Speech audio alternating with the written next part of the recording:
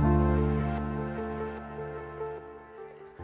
everyone, it's Jasmine, and in today's video we are going to be talking all about setting realistic goals for yourself this year. So I hope you enjoy this video and let's get started. So first things first, what are realistic goals? Realistic goals are goals that are attainable, practical, and achievable within a given set of circumstances. They are set with a clear understanding of the challenges that may be involved and are designed to be within reach, so they promote motivation and increase the likelihood of successful accomplishment.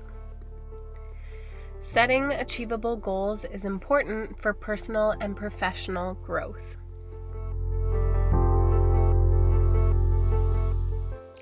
So again, the benefits of realistic goal setting include improved motivation and focus, your increased likelihood of success, and your reduced stress and anxiety.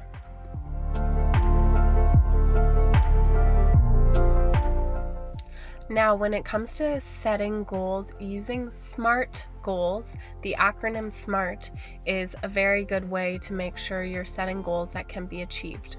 So in the acronym, each letter means a specific thing pertaining to the goal that you're setting. So S means that the goal should be specific.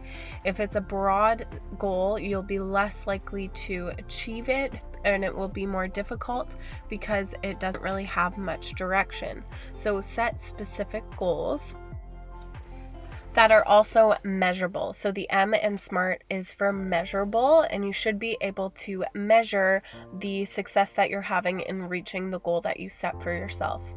The A is achievable. So again, you want to set realistic goals. You don't want to set something that is out of your wheelhouse and you are not able to achieve, because then that actually can lead to more anxiety, more stress, and less motivation. R in SMART stands for relevant, so make sure the goal is relevant to your life. If the goal is relevant to you and your values, you will be way more likely to actually work towards achieving it. And T stands for time bound. So give yourself a period of time and make sure that you're sticking to this time frame in reaching your goal, because it will motivate you to commit to reaching that goal. So if we give an example, so for myself, I am setting the goal to complete the book that I am reading right now called Fearless by the end of the month of January. And the way that I'm going to do this is by reading 2 to 3 chapters a week. So the goal is specific to the book that I'm reading. It's measurable because I will be able to judge whether I'm reading 2 to 3 chapters a week and if the book was finished by the end of January. It's achievable because the book isn't crazy big and we still have a few weeks of January, so it should be enough time for me to do it. It's relevant to my life because I chose this book because I thought it would be something interesting and kind of relates to what I do for work, and it's time bound. So again, I said I want to finish it by the end of January, so that is the time frame I'm giving myself to reach this goal. Now that we have an understanding of what SMART goals are, let's look at short-term versus long-term goals. So short-term goals are typically achievable within days, weeks, or a few months. So for example, me reading the book Fearless by the end of January is a short-term goal. This goal requires focus on immediate tasks and objectives that contribute to the overall progress in me meeting that goal. So again, me reading 2 to 3 chapters is immediate tasks that I can do each week to allow me to meet my goal. And another example of a short-term goal would be completing a work project or, for example, learning a new skill. Then if we look at long-term goals, they extend over a longer period of time, such as several months, years, or even a lifetime, and they require focus on broad, overarching objectives that require sustained effort and commitment, and they should be very important to you. So, for example, a long-term goal would be graduating college because it typically will take 2 to 4 years for you to do that.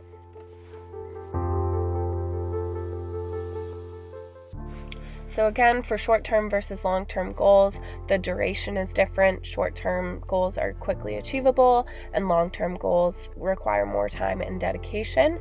The scope of short-term goals are more specific. So for example, me reading this book, it's a bit more focused on the different chapters that I'm reading, and you should see immediate progress in meeting the goal.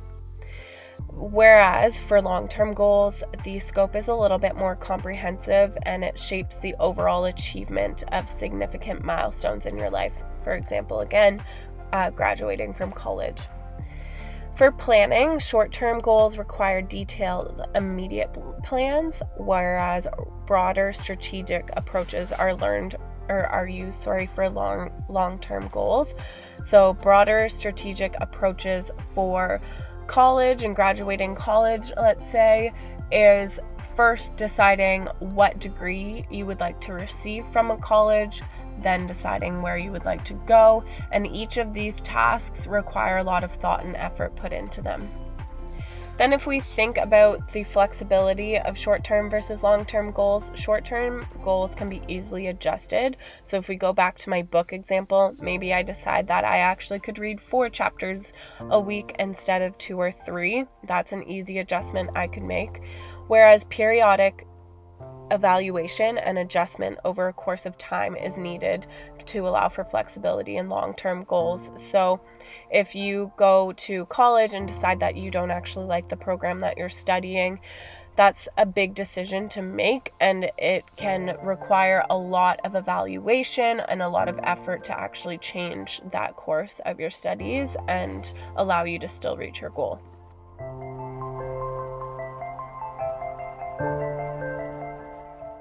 So something, again, that is very important to consider when you are setting goals for yourself that are realistic is to conduct a self-assessment. When you do so, you are identifying strengths that you have, weaknesses that you have, opportunities that may present themselves to you in your current situation, and threats in your current situation that may prevent you from reaching your goal. It's really important to outline all these things, write them down on a piece of paper, because then you can have a full transparency in how likely you will be to reach the goal that you're setting for yourself, and how willing and motivated you will be as well if it's something that you have good strength in. And then you want to ask yourself, what are the potential obstacles that you may encounter? And by doing this, you are giving yourself, again, full transparency and giving yourself a chance to address those obstacles before you reach them in the middle of trying to reach your goal. And then you also want to ask yourself, what resources do you have to help you reach your goal? So what resources are available to you that may help make reaching your goal a lot easier?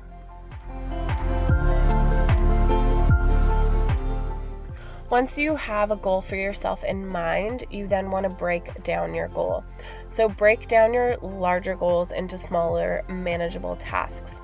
For example, say your goal is to eat healthier this year.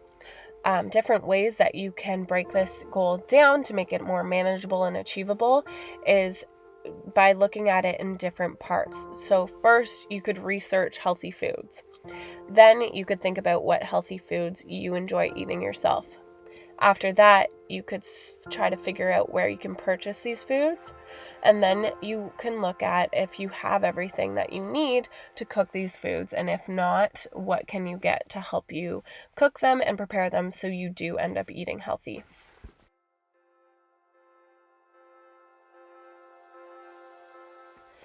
Finally, when setting and trying to reach the goals that you have set for yourself, having adaptability and flexibility is extremely important.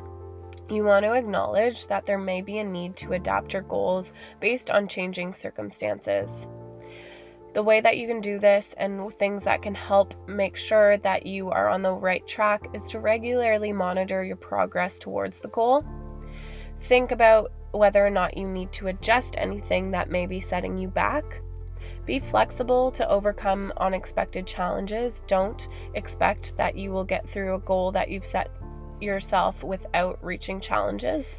And finally, encourage continuous reflection and self-reflection on how you feel about your goal, whether you're proud of yourself, whether there's room to work on, and so on. Overall, that is all that I have for you guys. I hope you find this video useful and it can help you set realistic goals for yourself in 2024. And again, if you have any questions, do leave them in the comments and we can help you out. Thanks again, and I'll see you soon with my next video.